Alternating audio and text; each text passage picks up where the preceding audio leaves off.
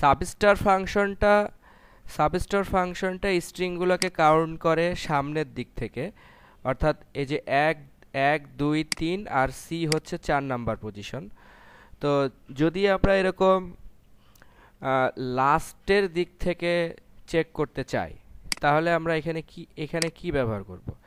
যেমন ধরেন আমরা যদি এটা লাস্ট নেমের মধ্যে ডিসপ্লে করতে চাই, অর্থাৎ আমরা এখানে একটা কলাম লাস্ট নেম এটা ডিসপ্লে করে দেই, তাহলে ভালো যে আমরা লাস্ট নেমটা দেখতে পাবো। এখন এইখানে আমরা বলবো যে সাবস্টার আমরা করতে চাচ্ছি লাস্ট আন্ডারস্কোর নেম। আমি যদি এখন লাস্ট নেম কলামের ভ্যালুটা লাস্টের দিক থেকে চেক করতে চাই, তাহলে আমরা এখানে ব্যবহার করব হচ্ছে -1। আর -1 মানে হচ্ছে লাস্ট থেকে কয়টা ক্যারেক্টার? সে 1 একটা ক্যারেক্টার। এখন আমরা লাস্টের দিক থেকে অর্থাৎ যাদের লাস্ট নেমের লাস্ট ক্যারেক্টারটা n, এরকম যে সমস্ত এমপ্লয়ি আছে তাদেরকে ডিসপ্লে করতে যাচ্ছি, তাহলে আমরা এরকম লিখব -1 1 = n। তাহলে এখন আমরা যেই রেকর্ডগুলো পাচ্ছি সেখানে আমরা লাস্ট নেমটা খেয়াল করলে দেখব যে সমস্ত এমপ্লয়ির লাস্ট নেমের লাস্ট ক্যারেক্টারটা n, কেবলমাত্র তারাই আসছে। ওকে, তো লাস্ট ক্যারেক্টারটা বের করার জন্য আমরা লিখলাম হচ্ছে -1 মানে হচ্ছে উল্টা দিক থেকে টোটাল কয়টা ক্যারেক্টার? একটা ক্যারেক্টার, তাহলে একটা নিছে। এখন যদি আমরা দুইটা নিতে চাই, সে আমরা এই en নিতে চাই, তাহলে আমরা এখানে বলবো হচ্ছে 2 আর আমরা এখানে বলবো হচ্ছে en। তাহলে নো রো সিলেক্টেড দেখাচ্ছে, আমাদের একটু ভুল হয়েছে, সেটা হচ্ছে এই যে আমাদের এইখানেও দিতে হবে হচ্ছে 2 -2। তাহলে লাস্ট নেম অ্যাকচুয়ালি এই সাবস্টার -2 কি রিটার্ন করছে সেটা আমরা এখানে দেখে নিতে পারি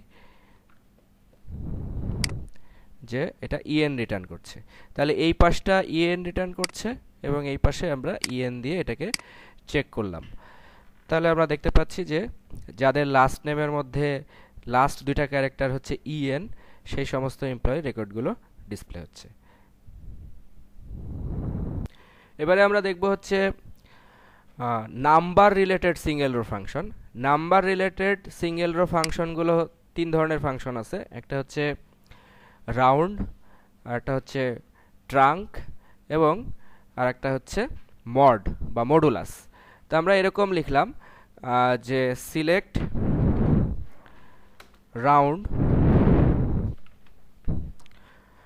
রাউন্ডের মধ্যে আমরা বললাম যে 45.926, তারপরে এটা কত ঘরে রাউন্ড করবে সেটা এখানে বলে দেওয়া যায় যে 2 ঘরে রাউন্ড করবে। তারপরে আমরা বললাম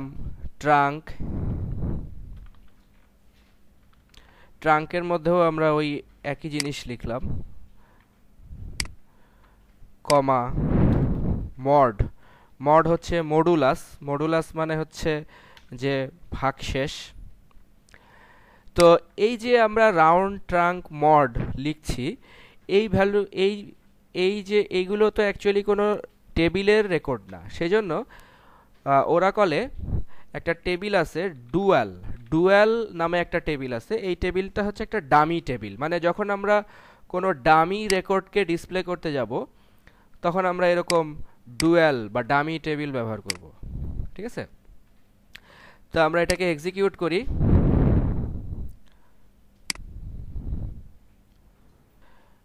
আমরা এখানে ফ্রম লিখতে ভুলে গেছি, ফ্রম ডুয়াল।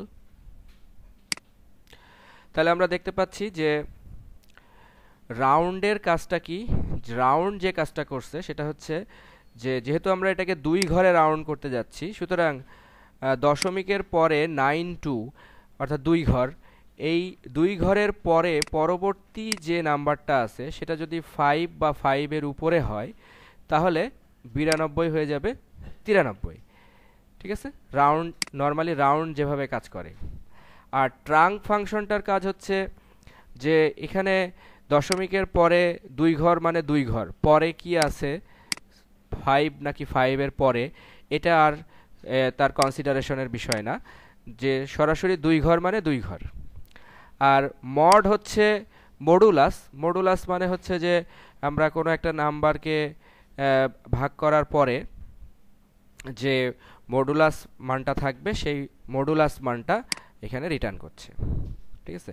অর্থাৎ আমরা যদি এইখানে কোনো একটা 46 কে মডুলাস, এটা হচ্ছে 0, তারপরে যদি এটা 47 হয় তাহলে মডুলাস হচ্ছে 1, ঠিক আছে। এইভাবে এটা ডিসপ্লে করছে। আমরা ডুয়াল টেবিলকে যদি ডেসক্রাইব করি তাহলে দেখতে পাবো যে ডুয়াল টেবিল হচ্ছে, ডুয়াল টেবিলের মধ্যে একটাই কলাম থাকে যার নাম হচ্ছে ডামি, আর এটা ডাটা টাইপ হচ্ছে ভার্চার 2। তো ডেসক্রাইব ডুয়াল করলে আমরা এটা দেখতে পাচ্ছি, যার কারণে আমরা এখানে আমরা যখন কোনো ডামি রেকর্ডকে ডিসপ্লে করতে যাব তখন আমরা এরকমভাবে এই যে যেমন এইগুলো, এই ভ্যালুটা একটা ডামি রেকর্ড, তখন আমরা ব্যবহার করব হচ্ছে ডুয়াল টেবিলকে। ওকে, তাহলে রাউন্ড, ট্রাঙ্ক এবং মড এই তিনটা হচ্ছে number related single row function. তো রাউন্ড কিভাবে কাজ করে সেটা তো আমরা বুঝতে পারছি, যে রাউন্ড হচ্ছে দশমিকের পরে 2 ঘর বানাতে গেলে 2 এর পরে যদি 6 থাকে, অর্থাৎ এটা যদি 2 এর পরে 5 থাকে তারপরেও এটা দেখা যাচ্ছে 93 হয়ে গেছে, কিন্তু যদি এটা 2 এর পরে 4 থাকে তাহলে এটা 92 থেকে যাবে। অর্থাৎ এই 2 ঘরের পরবর্তী নাম্বারটা কি, এই 2 কেন বলছি আমরা, 2 এই কারণে বলছি যে আমরা এই পাশে ব্যবহার করছি 2, এই কারণে। এই 2 মানে হচ্ছে দশমিকের পরে 2 ঘর। ওকে, তো দশমিকের পরের যে নাম্বারটা সেই নাম্বারটা কি সেটার উপরে বেস করে এই নাম্বারটা পরবর্তী নাম্বারে চলে যাবে। আর ট্রাঙ্ক অ্যাকচুয়ালি পরবর্তী নাম্বারটা কি সেটার উপরে কোনো এটার ইফেক্ট নাই, সে সরাসরি ট্রাঙ্ক বলতে 2 ঘরে কাট করে রেজাল্টটা দেখাবে। আর মড হচ্ছে মডুলাস। মডুলাস মানে আমরা 47কে 2 দিয়ে ভাগ করলে যেহেতু ভাগশেষ 1, সেহেতু ভাগশেষ হিসেবে 1 রেজাল্টটা ডিসপ্লে করছে। তো এটাই হচ্ছে রাউন্ড, ট্রাঙ্ক এবং মডের কাজ। এখন আমরা দেখি যে রাউন্ড ফাংশনটার মধ্যে যদি আমরা এখানে পরবর্তীতে যদি আমরা এখানে কোনো কিছু না দেই, যেমন আমরা এখানে যদি দশমিকের পরে কয় দশমিক রাখতে চাচ্ছি সেটা আমরা এখানে উল্লেখ করে দিলাম যে 45.92, যেহেতু পরবর্তী নাম্বারটা 4 সেজন্য এটা 45.92 হয়ে গেল।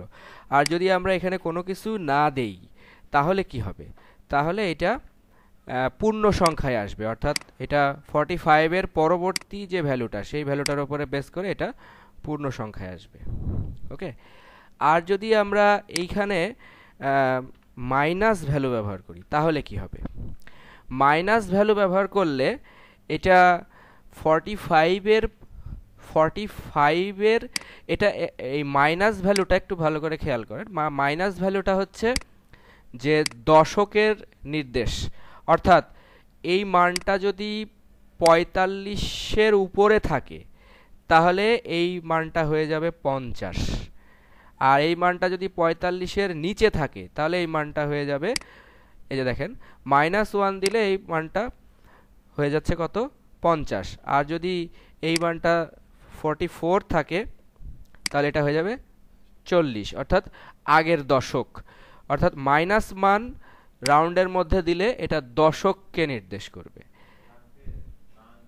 ঠিক আছে, রাউন্ডের ক্ষেত্রে। তাহলে মাইনাস মানটা দশকের মান নির্দেশ। আর এইখানে আমরা 2 তখনই দিতে পারবো যদি এই মানটা হয় 3 ঘরের, অর্থাৎ ধরেন 144 যদি হয় তাহলে এখানে যদি আমি 2 দেই তাহলে এটা কত রিটার্ন করবে, যেহেতু এটা রিটার্ন করছে 100, মানে হচ্ছে এখন এটা 2 দশকে কাজ করছে। দ্যাট মিন্স এটা 150-র উপরে যদি হয় তাহলে এটা রিটার্ন করবে হচ্ছে 200, আর যদি 150-র নিচে হয় তাহলে এটা রিটার্ন করবে হচ্ছে 100। যেমন ধরেন এটা যদি হয় 154 তাহলে এটা রিটার্ন করবে 200, আর এটা আমরা দেখলাম যে এটা যদি হয় 49ও যদি হয় অর্থাৎ 49 তাহলে এটা রিটার্ন করবে 100, ঠিক আছে। এটা হচ্ছে মাইনাস মানের ক্ষেত্রে। এখানে আমরা 1 তখন দিতে পারবো যদি এই পাশের মানটা 2 দশকের হয়, আর 2 তখন দিতে পারবো যদি এই পাশের মানটা 3 দশক হয়। এই পাশের মানটা যদি 4 দশক হয় তাহলে আমরা এখানে 3 দিতে পারবো। দেখি যে রাউন্ড ট্রাঙ্ক বা মড এগুলো যদি রিয়েল কোনো টেবিলের ওপরে বা রিয়েল ক্যালকুলেশনের মধ্যে ব্যবহার করা যায় তাহলে কিভাবে ব্যবহার করতে হয়। আমরা এখানে লিখি যে select last name salary mod salary. স্যালারিকে আমরা 5000 দিয়ে ভাগ করব, 5000 দিয়ে ভাগ করে যে মডুলাস আসে সেই মডুলাস মানটা দেখতে চাচ্ছি। ফ্রম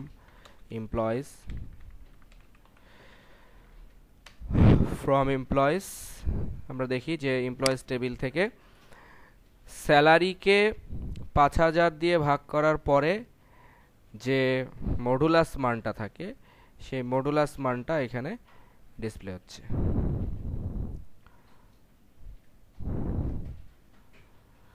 আমরা এখানে একটা কন্ডিশন দিয়ে দিই, হোয়ার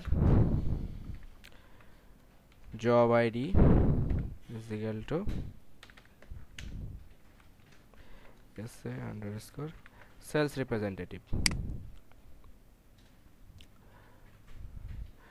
তাহলে দেখা যাচ্ছে যে 10,000কে 5000 দিয়ে ভাগ করলে মডুলাস 0, তারপরে 9500 এটাকে 5000 দিয়ে ভাগ করলে মডুলাস 4500।